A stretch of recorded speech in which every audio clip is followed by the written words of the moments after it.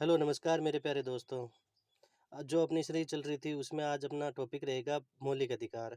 मौलिक अधिकारों का राजनीति विज्ञान में महत्व को अपन अच्छे से विस्तृत रूप से अध्ययन करेंगे।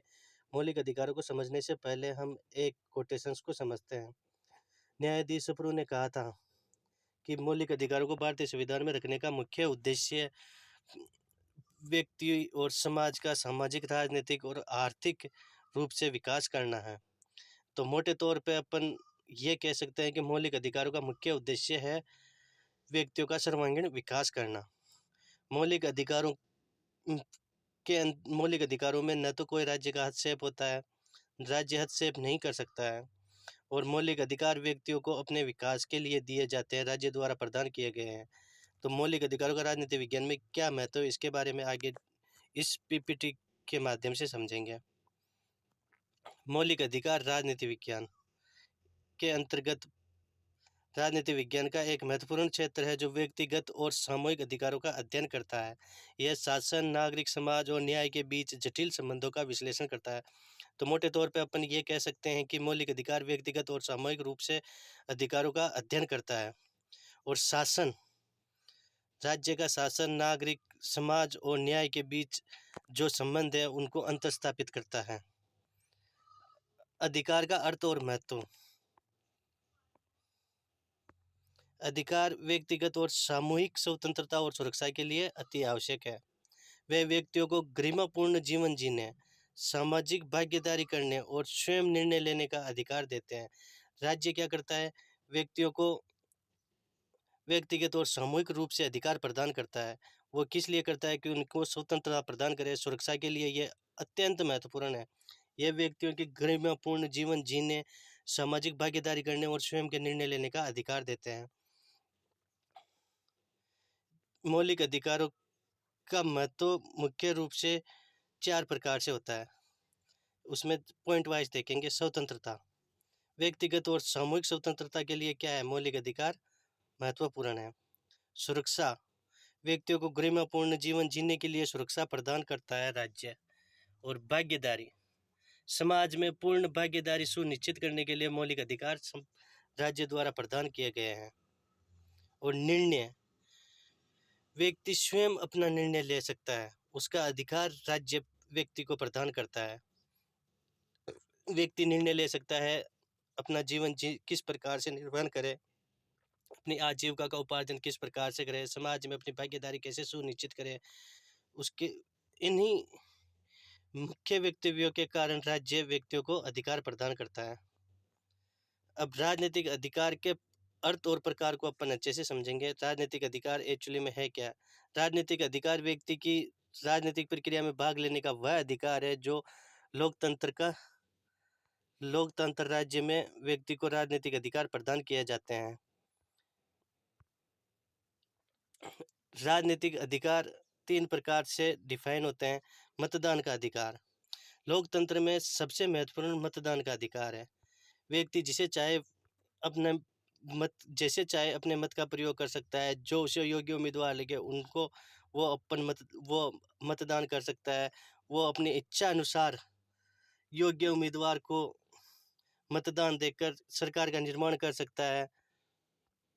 राजनीतिक संगठन का अधिकार, व्यक्ति को राजनीतिक संगठन यानी कि मतलब सीधी भाषा में कहें तो राजनीतिक दल बनाने, उनमें भाग लेने के और राजनीतिक दलों की प्रक्रिया में अपनी भागीदारी सुनिश्चित करने के लिए ये अधिकार राज्य प्रदान करता है।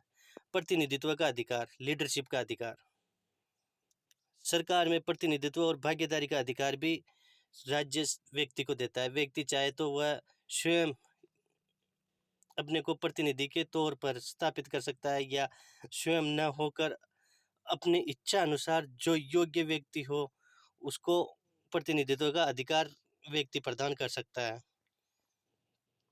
आगे की कड़ी में आता है नागरिक अधिकार और उसका अर्थ और महत्व। नागरिक अधिकार व्यक्तियों की स्वतंत्रता और सुरक्षा सुनिश्चित करते हैं। यह राज्य के अत्याचार और भेदभाव से व्यक्तियों की रक्षा करते हैं। राज्य द्वारा जो नागरिक अधिकार दिए जाते हैं उनके पीछे मुख्य मोटिवेशन ये है कि व्यक्ति स्वतंत्र रूप से अपना जीवन निर्वहन कर सके और उनके जीवन निर्वहन में जो सुरक्षा है वो राज्य द्वारा प्रदान की जाती है। राज्य के अत्याचारों और भेदभावों से व्यक्तियों की रक्षा करते हैं। राज्य या सरकार व्यक्ति के ऊपर कोई मनमानी नहीं कर सकती है। उसके लिए व्यक्तियों की अधिकारों की रक्षा के लिए नागरिक अधिकार प्रदान किए गए हैं। इन्हें मुख्य रूप से 4 प्रकारों में अपन आगे डिफाइन करते हैं कि पहला है भेदभाव मुक्त जीवन। यह सुनिश्चित करता है कि व्यक्तियों को उनके धर्म, जाति, लिंग, अन्य विशेषताओं के आधार पर भेदभाव का सामना न करना पड़े। अपन ने पहले कई बार डिस्कशंस किया है कि भारतीय संविधान में आर्टिकल 15 व्यक्ति व्यक्तियों को स्वतंत्रता का अधिकार प्रदान करता है, जिसमें समानता के अधिकार के अंतर्गत व्यक्ति धर्म, जाति, लिंग के आधार पर कोई भेदभाव नहीं कर सकता और न ही राज्य भी व्यक्तियों के धर्म, जाति, लिंग के आधार पर कोई भेदभाव नहीं कर सकता है। न्याय की पहुंच, न्याय तक पहुंच और उचित प्रक्रिया का अधिकार भी व्यक्ति व्यक्ति को व्यक्ति और समाज को राज्य द्वारा प्रदान किए गए हैं। अभिव्यक्ति की स्वतंत्रता, व्यक्ति अपने विचारों को स्वतंत्र रूप से व्यक्त करने का अधिकार राज्य द्वारा प्रदान किया गया है। अभिव्यक्ति की स्वतंत्रता अपन ने आर्टिकल 19 के अंतर्गत देखा है कि राज्य द्वारा 6 प्रकार की स्वतंत्रता प्रदान की गई है। उसमें एक स्वतंत्रता अभिव्यक्ति की स्वतंत्रता भी है। संगठन का अधिकार, संगठन, विरोध, अभिव्यक्ति का अधिकार संगठन के अधिकार के अंतर्गत दिए गए हैं व्यक्ति को। ये देखिए शत्रुओं के सम्मान के रूप में ये पिक्चर्स दी गई है स्लाइड के अंदर। इसमें आगे अपन डिस्कस करेंगे मानवाधिकार के बारे में। मानवाधिकार सभी मनुष्यों को जन्मजात रूप से प्राप्त अधिकार है। मतलब एक तरीके से अपन कहें कि मानवाधिकार किस प्रकार का अधिकार है? एक प्राकृतिक अधिकार है। यह मानव की गरिमा, समानता और स्वतंत्रता को स्वीकार करता है। ये मानवाधिकार मुख्य रूप से निम्न प्रकार से डिफाइन है। नीचे की स्लाइड्स पे अपन देखेंगे कि नागरिक और राजनीतिक अधिकार, व्यक्तियों को उस व्यक्ति और समाज के अंतर्गत रह रहे नागरिकों को राज्य द्वारा राजनीतिक अधिकार प्रदान किए गए हैं। सामाजिक, आर्थिक, राजनीतिक, सांस्कृतिक अधिकार राज्य द्वारा व्यक्ति और समाज को दिए गए हैं ताकि व्यक्ति और समाज का सर्वांगीण विकास हो। मतदान और अभिव्यक्ति और संगठन जो अपन ने ऊपर डिस्कस किया था। शिक्षा, स्वास्थ्य सेवा, आवास, ये राज्य का मुख्य दायित्व है कि व्यक्ति को सुविधाएं प्रदान करना। स्वास्थ्य, शिक्षा, रोजगार उत्पन्न करना, पर्यावरण का संरक्षण करना। अपन ने देखा था कि राज्य के डीपीएसपी के अंतर्गत आर्टिकल 48 में पर्यावरण के संरक्षण की बात कही गई है। शिक्षा का अधिकार आर्टिकल 21 के अंतर्गत मौलिक अधिकारों की श्रेणी में शिक्षा के अधिकार को रखा गया है। 86वें संविधान संशोधन के द्वारा स्वास्थ्य सुविधाएं उपलब्ध करवाना राज्य का दायित्व है। अधिकारों के संरक्षण के लिए कानूनी प्रावधान राज्य द्वारा क्या किया गया है, उनके बारे में अपन आगे डिस्कस करते हैं कि कानून अधिकारों की सुरक्षा के लिए एक महत्वपूर्ण ढांचा प्रदान करते हैं। यह अधिकारों का उल्लंघन करने वालों के लिए दंड और क्षतिपूर्ति प्रदान करते हैं। संविधान अधिकारों को आधार प्रदान करता है। संविधान का निर्माण करने का मुख्य उद्देश्य क्या है? अधिकारों को एक मजबूत ढांचा संविधान के द्वारा प्रदान किया गया है। क्योंकि जो मौलिक अधिकार है उसमें राज्य का कोई हस्तक्षेप नहीं है। न्यायालय द्वारा उनका संरक्षण किया जाता है और ये संविधान के अंतर्गत लिखित रूप में अपने को दृष्टिगत होते हैं।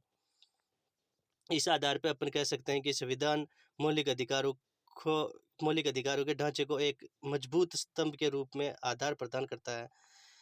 सेकंड है कानून। विशिष्ट अधिकारों की सुरक्षा के लिए कानून बनाए जाते हैं। थर्ड है न्यायालय। न्यायालय अधिकारों का उल्लंघन करने वालों पर मुकदमा चलाते हैं। यानी कि न्यायालय द्वारा अगर अधिकारों का हनन चाहे वो राज्य द्वारा किया जाए या सरकार द्वारा किया जाए, मौलिक अधिकारों को संरक्षण कौन प्रदान करता है? न्यायालय प्रदान करता है। अधिकार संरक्षण में राज्य की क्या भूमिका है?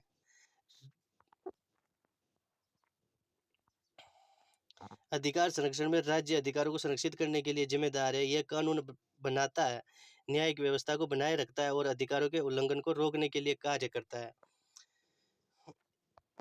इसमें कुछ की पॉइंट्स के द्वारा अपन और अच्छे से समझेंगे कि सुरक्षा, व्यक्तिगत और सामूहिक अधिकारों की सुरक्षा प्रदान करने का दायित्व किसका है? राज्य का है। न्याय, सभी को न्यायिक व्यवस्था तक पहुँच प्रदान करना भी राज्य का दायित्व है। न्यायालय द्वारा सभी को शरण दी जाती है। अगर मतलब उच्च वर्ग, निम्न वर्ग का कोई भेदभाव नहीं रहता है, जातिगत कोई भेदभाव नहीं रहता, न्यायालय सभी के लिए समान है। प्रचार सॉरी प्रचार अधिकारों के बारे में जागरूकता बढ़ाता है। राज्य मौलिक अधिकारों का प्रचार प्रसार करता है। मौलिक अधिकारों को व्यक्तियों को अवगत कराने का कार्य किसका है? राज्य का है।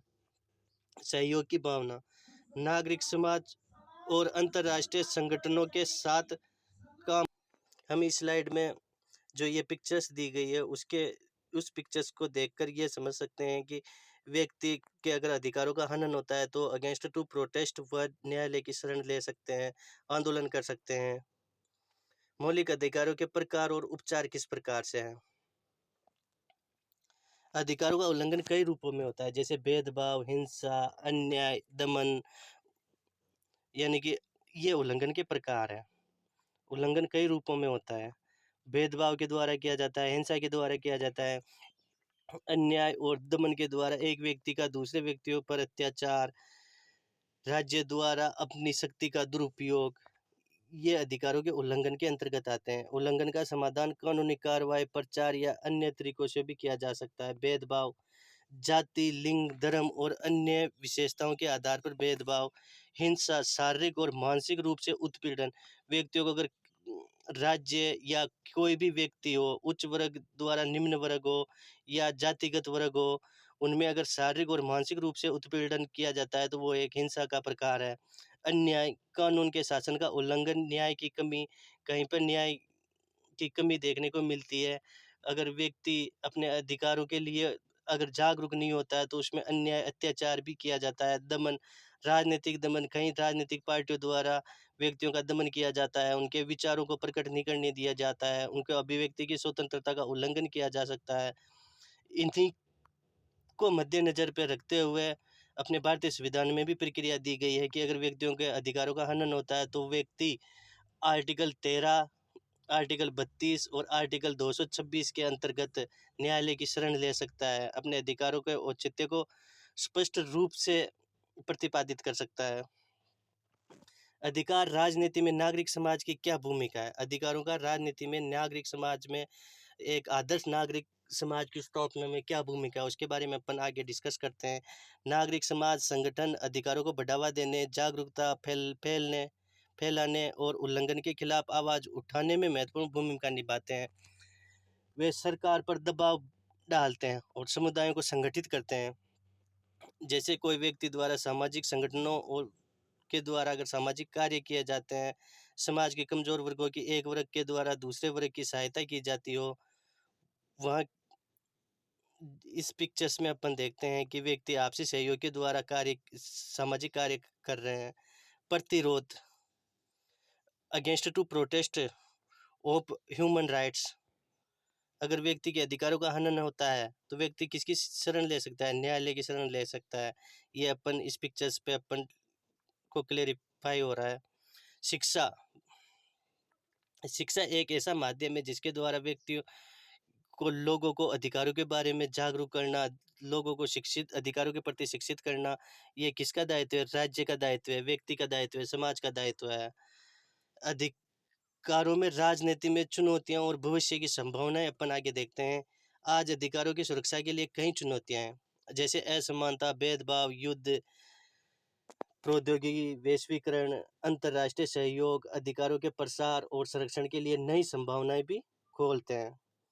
ये कुछ की पॉइंट्स के द्वारा अपन देखते हैं कि आगे असमानता, फर्स्ट की पॉइंट है असमानता, आर्थिक असमानता और सामाजिक अन्याय। ये भी एक सबसे बड़ी आदर्श राज्य की स्थापना करने में चुनौती है। भेदभाव, जाति, लिंग, धर्म और अन्य विशेषताओं के आधार पर भेदभाव। युद्ध, मानवाधिकारों का उल्लंघन युद्ध के दौरान होता है। प्रौद्योगिकी, प्रौद्योगिकी यानी कि टेक्नोलॉजी, आजकल जितने भी साइबर क्राइम होते हैं या टेक्नोलॉजी के द्वारा एक व्यक्ति के दूसरे व्यक्ति की प्राइवेसी का डिस्टर्बेंस, ये मौलिक अधिकारों के हनन के अंतर्गत आता है।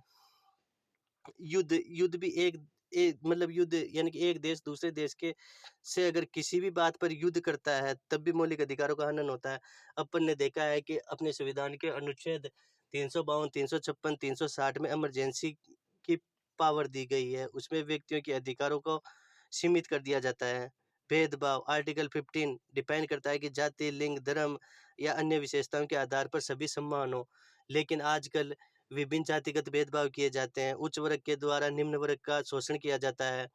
आर्थिक समानता के अंतर्गत एक मतलब एक वर्ग और दूसरे वर्ग में काफ़ी अंतर देखा जाता है। ये समानताएँ विशिष्ट रूप से एक तरीके से काफ़ी असमान समाज की देखने को मिलता है। लेकिन फिर भी आजकल तो कंडीशंस ठीक है। लोकतांत्रिक समाज में अभी भी मौलिक अधिकारों का औचित्य दिया गया है। एक आदर्श समाज की स्थापना करने के लिए मौलिक अधिकार काफ़ी महत्वपूर्ण साबित होते हैं और योगदान भी मौलिक अधिकारों का योगदान भी देखने को मिलता है। मौलिक अधिकार व्यक्तियों को जीवन जीने का सलीका सिखाता है। मौलिक अधिकारों के द्वारा व्यक्ति को स्वतंत्रता, समानता प्राप्त होती है। मौलिक अधिकारों के द्वारा व्यक्ति सामाजिक, आर्थिक, राजनीतिक न्याय मिलते हैं। मौलिक अधिकारों के द्वारा एक व्यक्ति दूसरे व्यक्ति का, समाज या सरकार द्वारा व्यक्ति का शोषण नहीं किया जा सकता। अगर शोषण करते हैं तो व्यक्ति न्यायालय की शरण ले सकता है। प्रतिरोध की भावना ऑलमोस्ट खत्म हो जाती है। मतलब मौलिक अधिकारों की स्थापना की वजह से एक व्यक्ति दूसरे व्यक्ति से सामाजिक रूप से सम्मान व्यवहार करता है। एक वे मतलब संगठन हो, समाज में संगठन या एक व्यक्ति दूसरे व्यक्ति की सहायता करता है। में संगठन सामाजिक कार्यों में भागीदारी सुनिश्चित करते हैं और सबसे इम्पोर्टेंट प्रत्येक व्यक्ति को अपने अधिकारों को जानने का अधिकार है कि हमें किस प्रकार के अधिकार मतलब समाज में किस प्रकार का अधिकार राज्य द्वारा प्रदान किया गया है, कौन से अधिकार हमें प्राकृतिक रूप से जन्मजात प्राप्त हैं। सभी के बारे में मेन मोटिवेशंस क्या है? शिक्षा। अगर व्यक्ति की एजुकेशंस बेटर होगी तो वो अपने अधिकारों का सही सदुपयोग कर सकता है। इस प्रकार अपन देखते हैं कि मौलिक अधिकारों का राजनीतिक विज्ञान में बहुत ही ज़्यादा इम्पोर्टेंस है और ये आज अपन ने एक टॉपिक मौलिक अधिकारों के बारे में विशेष चर्चा की है। अब इसी टॉपिक से रिलेटेड अपन नेक्स्ट टॉपिक मतलब जो नेक्स्ट वीडियो आएगा उसमें अपन एमसीक्यू सॉल्व आउट करेंगे। ऐसे करके अपनी सीरीज के जितने भी टॉपिक्स हैं उनको शॉर्ट एंड स्वीट टर्म्स पर अपन अच्छे से डिस्कस करेंगे। जय हिंद, वंदे मातरम। Thank you.